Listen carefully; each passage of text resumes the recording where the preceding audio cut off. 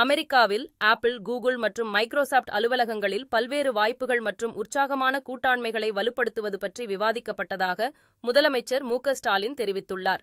தமிழ்நாட்டிற்கு தொழில் முதலீடுகளை ஈர்ப்பதற்காக முதலமைச்சர் மு.க.ஸ்டாலின் அமெரிக்காவிற்கு அரசுமுறை பயணமாக கடந்த 28ஆம் தேதி சென்றடைந்தார்.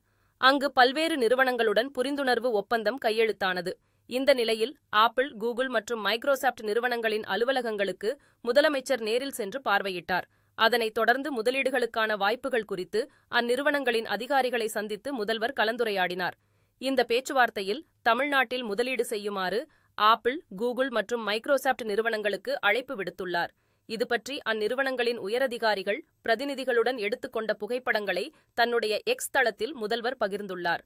அதில் ஆப்பிள், கூகுள் மற்றும் மைக்ரோசாப்ட் அலுவலகங்களுக்கு ஒரு பிரமிக்க வைக்கும் வருகை, பல்வேறு வாய்ப்புகள் மற்றும் உற்சாகமான கூட்டாண்மைகள் பற்றி விவாதிக்கப்பட்டதாக குறிப்பிட்டுள்ளார்.